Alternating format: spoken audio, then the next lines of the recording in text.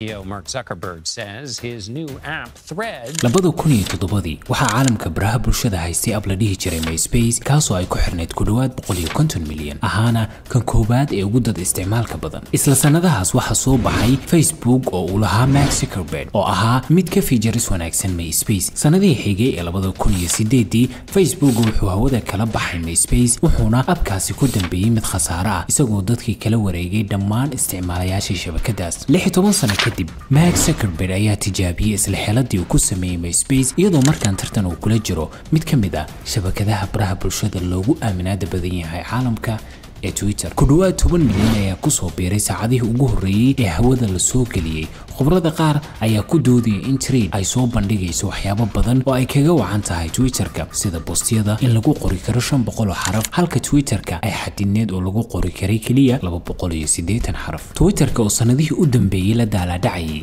caqabado tiro badan ayaa la wareegay Elon Musk uga sii dartay iyadoo uu ceeriyay badi shaqaalihii ka dhigay TikTok blog ahayd lacag una yeelay limit qoraalada tweetska uu qofku maalintii arki karo ayaa hadda wajahaya loolan dhinac kale ah mulkiilayaasha shabakadahan ee Mark Zuckerberg iyo Elon Musk ayaa bishii hore ku ballamay dagaal foolka fool ah walow aysan cidna hubin dhicitaanka feertankan waxaana waayahan soo socda aragnaa loolanka labadan nin mulkiilaha shirkadda Meta ee Mark Zuckerberg ayaa caan ku ah koobiyinta baraha bulshada ee kambaniyada kale waxyaabaha ugu caansan ee uu ka soo xaday ama ka soo koobiyay baraha bulshada kale waxa kamid ah newsfeed Facebook waxa asal ahaantiisa laga keenay barnaamij la yiraahdo Friendsfeed kaasoo isticmaalayaashiisa siin jiray updates website-yada kala duwan iyo wararka newsfeed-ka Facebook halkan ayaa laga keenay laakiin waxyaabo badan oo kala duwan ayaa lagu kordhiyay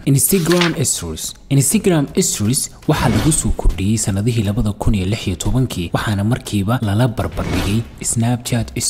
Storieska ayaa u ogolaanaya in isticmaalayaashu inay sheergarayaan sawirada iyo muuqaalada taasoo ku eg muddo 24 saac Snapchat-ka ayaa lahaa feature-kan dhowr sano ka hor inta uusan Instagram-ka ku soo kordhin abkiisa Threads abkan ay soo bandhigtay shirkadda Meta wuxuu u ogolaanayaa isticmaalayaashiisa inay u isticmaalaan sida Twitterka oo kale taasoo la tilmaamayo inuu yahay koobigii u dambeeyay ee uu sameeyay Mark Zuckerberg mulkiilaha shirkadda Meta ayaa marar badan difaacay kambanigiisa ee isticmaalka featureska shabakadaha kale wuxuuna ku qeexay in kambanigiisu koobiyeynayo wixii shaqeynaya oo dhan una sidoo kale ay tahay dhiirigelin uu ka qaadayo kambaniyada kale si walbaba ha ahaatee dad badan ayaa aaminsan in koobiyeynta Mark Zuckerberg ay tahay mid aan wanaagsanayn oo caqabad ku ah ikhtiraca kala duwan ee teknolojiyadda khamiistii ayay ahayd markii Elon Musk uu ku goodiyay inuu maxkamadda la aadayo shirkadda Meta iyo Mark Zuckerberg ugu dambeyntii loolankii u dhaxeeyay Mark Zuckerberg ayaa ahaa mid looga hadlayo caalamka waana arki doonaa meesha ugu dambeeyo